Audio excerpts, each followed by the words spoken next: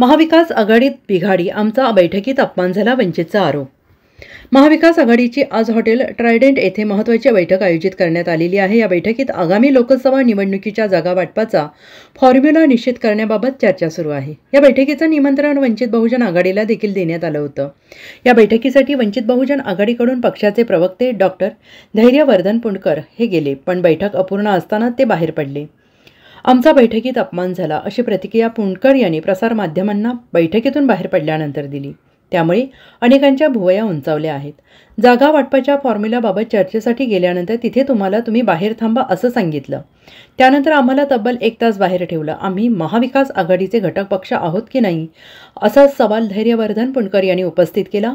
मनोज जरांगे पाटील आणि ओबीसींच्या आंदोलनाबाबत भूमिका घ्या, संदिग्ध राहू नका। तुमचा काही फॉर्म्युला ठरला असेल तर तो फॉर्म्युला आम्हाला सांगा।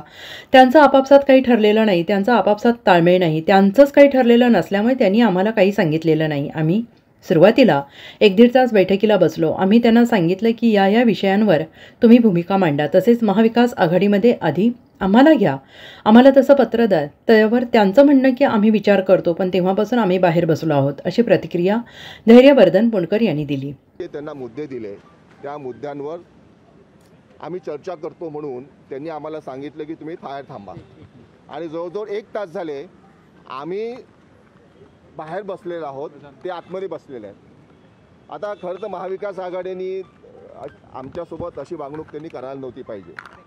दुर्दैवाने आम्ही आता बाहेर बसलेलो आहे, त्यामुळे आतमध्ये काय चालू आहे, त्यांचं काय ठरते आहे हे आम्हाला माहिती आहे।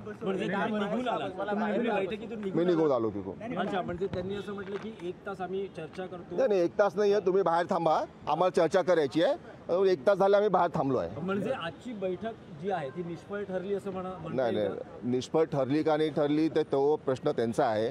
आम्ही आज त्यांच्या इन्व्हिटेशनवर इथे आलो होतो, आम्ही आमचे पॉईंट्स त्यांना मांडलेले आहेत। त्यांचा जो सीट शेअरिंग फॉर्म्युला नाही आहे, त्यांचा आपसात काही ठरलेलं नाही आहे, त्यामुळे त्यांनी आम्हाला काही ऑफर दिली नाही आहे। ते म्हणतात तुमचं सांगा काय आहे, तर आमचं असं म्हणणं आहे की तुमचं काही ठरलं असेल तर सांगा, नसेल ठरलं तसं सांगा, नाही तर 12-12चा फॉर्म्युला आहे। Bureau report, SBN Marathi, Mumbai.